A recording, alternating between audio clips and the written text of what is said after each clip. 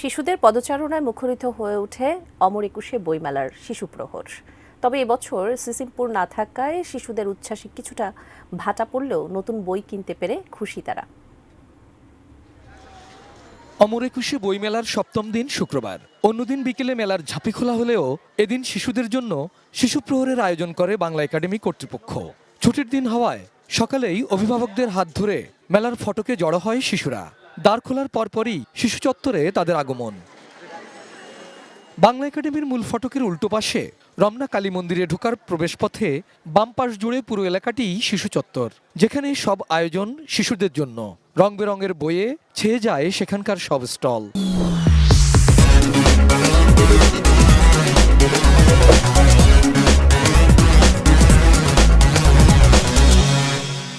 যেগুলো বই আমার পছন্দ হয়েছে সেগুলোই কিনেছি।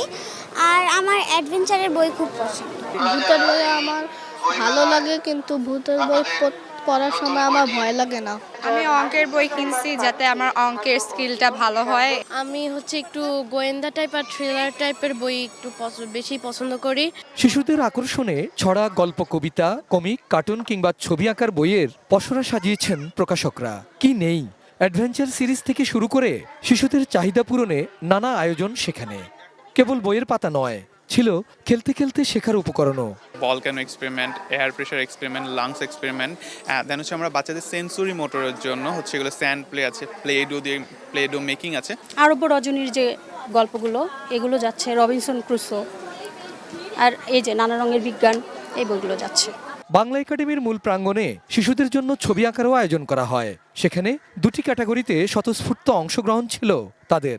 ইচ্ছেমতো ছবি আঁকা আর জুলাই গণ অভ্যুত্থান জায়গা করে নেয় তাদের তুলির আঁচড়ে। জুলাইয়ের গণঅভ্যুত্থানে ওদের জন্য জানাজার নামাজ পড়া হচ্ছে, তারপরে এখানে পুলিশ আবু সাইদকে গুলি করছে, তারপরে এই মেয়ে এই পুলিশের গাড়ি আটকাচ্ছে কারণ তার ভাইদের সে মারতে দিবে না। সূর্য, পতাকা, বেলুন, তারপরে একটা বেবি আর শহীদ মিনার। এত সব আয়োজনের মাঝে কিছুটা হতাশাও ছিল শিশুদের। এবার সিসিমপুরের আয়োজন না থাকায় ইকরি, হালুম, টুকটুকির সাথে খেলতে পারেনি তারা। আমার খারাপ লাগছে, কারণ সিসিমপুর থাকলে ওদের সাথে কথা বলতে পারতাম, ছবি তুলতে পারতাম। এবার তো আর সিসিমপুর নাই দেখে আমি একটু স্যাড।